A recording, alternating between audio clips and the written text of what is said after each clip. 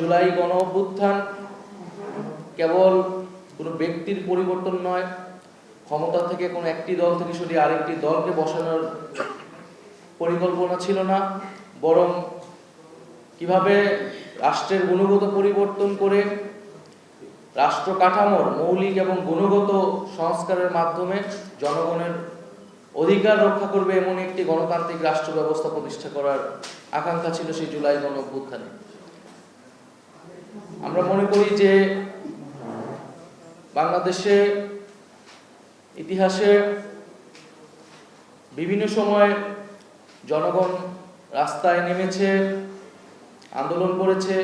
আমরা 90-ও গণ অভ্যুত্থানের কথা ইতিহাসে পড়েছি, কিন্তু যেই প্রেক্ষিতে যে আকাঙ্ক্ষা থেকে এই গণ অভ্যুত্থান বা জনগণের রাস্তায় নেমে আসা, সেই আকাঙ্ক্ষাগুলা বিভিন্ন সময় আমরা দেখেছি ব্যর্থ হয়েছে।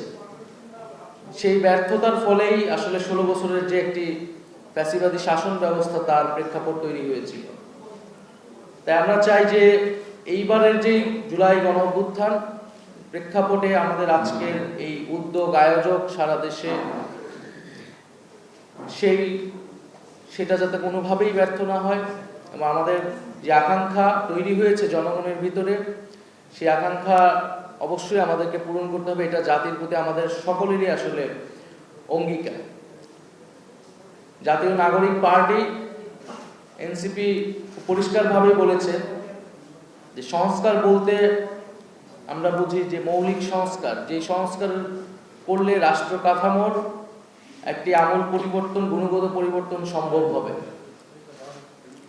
কারণ আমরা দেখেছি যে বিগত সময়ে আসলে আমাদের সংবিধান থেকে শুরু করে বিভিন্ন রাষ্ট্রীয় যে প্রতিষ্ঠানগুলো, সেই প্রতিষ্ঠানগুলোর একটা দলীয়করণ ঘটেছিল। আমাদের সংবিধানে এক ব্যক্তি কেন্দ্রিক একটি কাঠামোর বীজ বপন ছিল। ফলে সেই রাষ্ট্র কাঠামোকে অক্ষুণ্ণ রেখে আসলে যেই ক্ষমতায় যাক, যেই রাষ্ট্র পরিচালনার দায়িত্ব পাক, তার ভিতরেও ফ্যাসিবাদী প্রবণতা থাকবে, স্বৈরতান্ত্রিক হয়ে ওঠার প্রবণতা থাকবে। সেই জায়গায় রাষ্ট্রের মৌলিক সংস্কার, সেক্ষেত্রে আমরা সংবিধান, প্রধানমন্ত্রীর ক্ষমতা, বিচার ব্যবস্থা, নির্বাচন ব্যবস্থা ইত্যাদি বিষয়কে আমরা জাতীয় নাগরিক পার্টি বিশেষ গুরুত্ব দিচ্ছি। জাতীয় ঐক্যমত্য কমিশনের পক্ষ থেকে যে সুপারিশ সমূহ আমাদের কাছে পাঠানো হয়েছে, আমরা সেগুলোতে আমাদের মতামত দিয়েছি। অধিকাংশ ক্ষেত্রে আমরা একমত হয়েছি। যেসব জায়গায় আমরা আংশিক একমত বা দ্বিমত, আমরা সেখানে আমাদের মন্তব্য বা আমাদের সুপারিশ আমরা সংক্ষিপ্তভাবে দিয়েছি। আজকে হয়তো আমরা বিস্তারিত আলোচনার সুযোগ পাব।